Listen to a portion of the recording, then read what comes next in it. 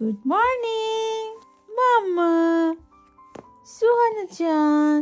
আজকে বাসার ছোট বড় সবাই একদম আর্লি ঘুম থেকে উঠে গেছি, যদিও আজকে একটা ছুটির দিন। এর কারণ হচ্ছে আজকে আমাদের বাসায় মেহমান আসবে। আপনাদেরকে বলছিলাম যে এটার জন্য প্রিপারেশন নিচ্ছিলাম। আজকে আমাদের বাসায় আসবে নাইমা, ইব্রাহিম আর ওদের ফুল ফ্যামিলি। আর আজকের চিফ গেস্ট হচ্ছে ইব্রাহিম ভাইয়ের আম্মা, আর সেই সাথে আরো একটা আন্টি। এই দুইজন হচ্ছে বাংলাদেশ থেকে জাপানে বেড়াইতে আসছে। অ্যাকচুয়ালি এই দুই আন্টির জন্যই হচ্ছে আজকে আমাদের বাসায় একটু দাওয়াতের অ্যারেঞ্জমেন্ট করছি। যদিও সুহানা পুচিকে নিয়ে অত বেশি কিছু করতে পারি নাই, তারপরে টুকটাক যা পারছি আন্টিদের জন্য আজকে অ্যারেঞ্জ করছি, কারণ তারা অনেক দূর থেকে আসছে, তাদেরকে তো একটু আপ্যায়ন না করলে হয় না। এখন কিন্তু 5টার ভিতরে দেখা যায় আলো ফুটে যায়, আর 6টার মধ্যে তো একদম ফকফকা পড়ে। যখনই আমাদের বাসায় কখনো দাওয়াতের প্রোগ্রাম থাকে বা এরকম কোনো অনুষ্ঠান, তখন আমরা সব সময় কাজটাকে ডিভাইড করে নিই। ঘর গোছানো, তারপরে রান্না বান্না, ঘর মোছা ধোয়া, জিনিসপত্র গোছানো, বিভিন্ন রকম কাজ থাকে না, এইসব কাজগুলোকেই আমরা ভাগ করে করি। এতে যেটা হয় যে আমাদের দুইজনের জন্যই একটু কাজটা সহজ হয়ে যায়। যেমন রান্না বান্নার ডিপার্টমেন্টটা আমার, আর তার কাজ হচ্ছে ঘর মোছা, ঘর ঝাড়ু দেয়া, অবশ্য সবকিছু কাপড় চোপড় ভাঁজ করে জায়গা মতো রাখা, এই কাজটা আমার। এটা ছিল হচ্ছে আমি টুনা কাবাব বানাইছিলাম। একটা মজার জিনিস দেখাই, আমি ওদিকে খুবই ব্যস্ত ছিলাম রান্নাঘরে, এদিকে দেখি সানায়া তার ছোট বোনকে এই সুন্দর চেয়ারটার মধ্যে বসায় বই পড়াচ্ছে। চেয়ারটা আসলে অনেক কাজের, এটা হচ্ছে একটা ফোম টাইপের চেয়ার, তো শক্ত কোনো কিছু না যে বসতে পারবে না, এই কারণে বসে থাকে। আর দেখেন কি সুন্দর করে তাকিয়ে আছে বইয়ের দিকে।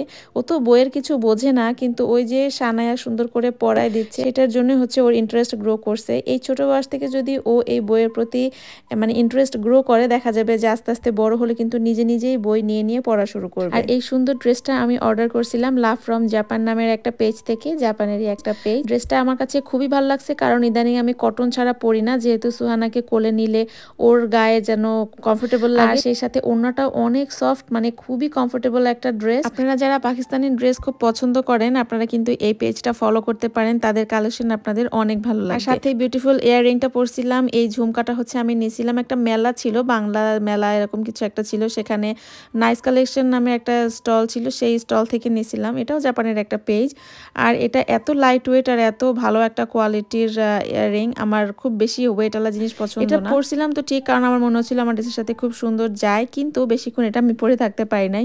সুহানাকে কোলে নেওয়ার সাথে সাথে সে আমার কান ধরে টানাটানি শুরু করছে, তারপরে আমি এটা খুলে রেখে দিছি। কান ছেড়ার কোনো ইচ্ছা আমার নাই। সন্ধ্যা হয়ে গেছে, আর আলহামদুলিল্লাহ আমাদের মেহমানও বাসায় পৌঁছায় গেছে। এখন আমি খাবারগুলো গরম করে দিচ্ছি। আর সমস্যা একটা ঠান্ডার দিনে, সেটা হচ্ছে খাবার গরম করতে দেরি, কিন্তু এটা ঠান্ডা হইতে দেরি না। রান্নাঘরের অবস্থা যে কি হয় দাওয়াত দিলে, সেটা আর আপনারা তাকায় দেখেন না, মানে একদম পুরো মেসি অবস্থা হয়ে যায়। আর এই যে টেবিলে যা যা খাবার দেখতেছেন, এই পর্যন্তই হচ্ছে যে আমি করতে পারছি। বিয়ের আগে না আমি আসলে কোনো রান্না বান্নাই জানতাম না, মানে মায়ের বাড়িতে থাকলে আমাদের বাঙালি মেয়েদের যে অবস্থা হয়, মায়েদের একটাই কথা যে এখন রান্না করা লাগবে না, এখন পড়ালেখা করো, বিয়ের পরে তখন পারবাই। আর বিয়ের পরে যখন রান্না করতে রান্নাঘরে ঢুকি, তখন মনে হয় যে আল্লাহ কোন জায়গায় এসে পড়লাম, এত রান্না কোনটা কিভাবে করতে হবে কিছুই জানি না। যাই হোক, আমি আমার মেয়েকে অবশ্য এখন থেকে আস্তে আস্তে ট্রেনিং দেওয়াই, যেহেতু সে নিজেই রান্নার ব্যাপারে ইন্টারেস্টেড, এই জন্য ওকে আমি না করি না। বিয়ের আগে টুকটাক রান্না জানা থাকা কিন্তু খারাপ কিছু না। আমার চেহারা নাকি এত সুন্দর, আমার সবাই পছন্দ করে, কিন্তু আমি চাই দেখি বেটা তোর কেমন দেখা যায়, তোর আমার পছন্দই হয় না। তোমার ঢাকায় তো আমার 10-15টা নিয়ম আমি এমনি জানি, টয়লেটও জানি, টয়লেটও। আমি পড়তে গেছি ঢাকা, হেও পড়তে গেছে বরিশাল। এই জন্যই আমি বলি, এই জন্য আসলে মানুষ পড়াশোনা করা ঠিক না, পর্যন্তই এনাফ। হ্যাঁ পড়াশোনা করা মানুষের ঠিক না। এই পড়াশোনা করতে যায় এই ভেজালগুলো হয়। কি ভেজাল পড়ছো? এই যে দুঃখিত, আমি কি বলতে চাও?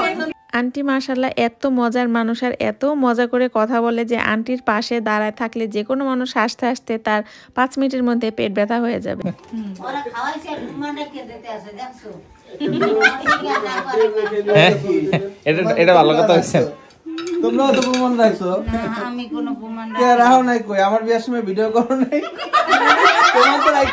এখানে দুই ভাইয়ের কোলে দুই বাবুকে দিয়ে আমরা মায়েরা খেতে বসে গেছিলাম। অ্যাকচুয়ালি এই বাবুটাও কিন্তু সানায়ের সাথে একই সময়ে জন্মাইছে, আর ওর নানি হচ্ছে ওকে দেখার জন্য বাংলাদেশ থেকে আসছে। যাই হোক, লাস্টে হচ্ছে একটা সুন্দর কেক কাটার সময়, আর এই কেকটা কিন্তু কোনো কিছু উপলক্ষে না, মারিয়াপুর কিন্তু নিজের একটা কেকের পেজ আছে। মাশাআল্লাহ এত সুন্দর কাজ, আপু খুব সুন্দর, মানে একদম প্রফেশনাল কেক বানায়, প্রফেশনাল একজন বেকার। সে কিন্তু জাপানে বিভিন্ন জায়গায় তার কেক ডেলিভারিও দেয়। আজকে সাফানের বার্থডে, হ্যাপি বার্থডে টু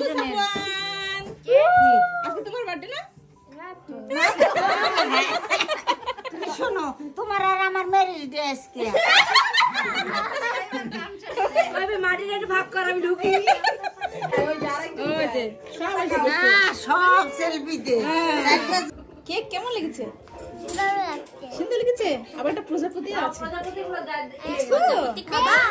হ্যাঁ এই যে প্রজাপতি মাশাআল্লাহ আন্টি খুবই লাইভলি একটা পার্সন, মানে খুবই প্রাণচঞ্চল একটা মানুষ। আর এত সুন্দর করে গল্প করে, এত মজার মজার গল্প করে যে কোনো মানুষ 5 মিনিট আন্টির পাশে বসলে হাসতে হাসতে পেট ব্যথা হয়ে যাবে। তো আন্টি সবাইকে ধরে ধরে কেক খাওয়াচ্ছিল। যাই হোক আমরা বড়রা বললাম যে আন্টি আমাদেরকে দেন, আমরা খাই। আর এদিকে সাফওয়ান তো লজ্জায় শেষ আন্টিকে দেখে, মানে আন্টি একটু চেতেছিল দেখে। ইব্রাহিম ভাই কেকটাকে সুন্দর করে কেটে কুটে দিল, তারপরে আমরা সবাই মিলে কেকটা খাইলাম। আর কেকটা ট্রাস্ট মি এত মজা ছিল। আগে হালাল কেক যারা খেতে চান জাপানে, তারা কিন্তু আপুর পেজটা ফলো করতে পারেন। আমি কিন্তু আপুর পেজটা ট্যাগ করে দিব ক্যাপশনে। নাইমা আর ইব্রাহিম ভাই আমাদের ভুলে গেছে, এখন আর তারা খালি ঘুরে বেড়ায়, খালি ঘুরে আমাদের নিয়ে যায় নাকি আপনার নিখা গেলেন চা গরম চা গরম। চিনি বেশি হয়েছে, চিনি বেশি হয়েছে। আন্টি আমি কিছু করেন, আপনার পুত্রের মধ্যে বানাইছে। এই সব দোষ এখন আমার, দেখছো চিনি দিয়ে বানাইছে, তারে সব চা খাওয়াই দাও এখন।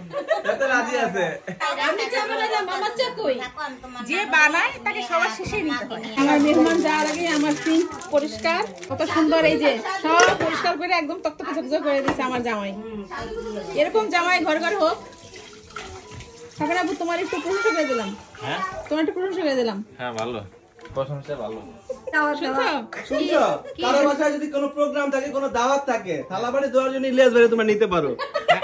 আমি আমি আমার দাওয়াত দিলে হবে, আমি ফ্রিতে সব দিয়ে দিব।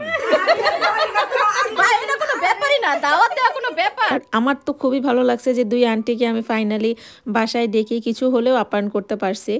আর সবাই এত এত গিফটস নিয়ে আসছে, আমার জন্য একটা সুন্দর ব্যাগ নিয়ে আসছে, তারপরে সুহানা বাবুর জন্য কিউট কিউট অনেক ড্রেসেস নিয়ে আসছে আন্টিরা। তো অনেক রাত হয়ে গেছিল, মনে হয় ওরা বাসায় এসে তখন মনে হয় রাত 11টার মতো বাজে। যাওয়ার সময় সাফান আব্বু তার গার্ডেন থেকে বেলি গাছের ডাল কেটে দিচ্ছিল সবাইকে। ডাল থেকে নাকি আবার গাছ হয়, এটা আবার আমি জানতাম না।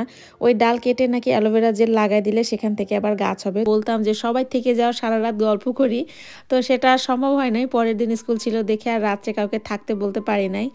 মেহমান যাওয়ার পরে কিচেনে যায় দেখি সব একদম পরিষ্কার করে ধুয়ে টুয়ে রেখে দিচ্ছে সাফনের বাবা, যেটা সে সব সময় করে।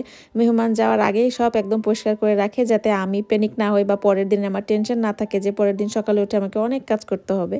যাই হোক আজকের ব্লগটা এই পর্যন্ত, অন্য ব্লগ নিয়ে দেখা হবে। সবাই ভালো থাকবেন। আজকের মতো আল্লাহ হাফেজ।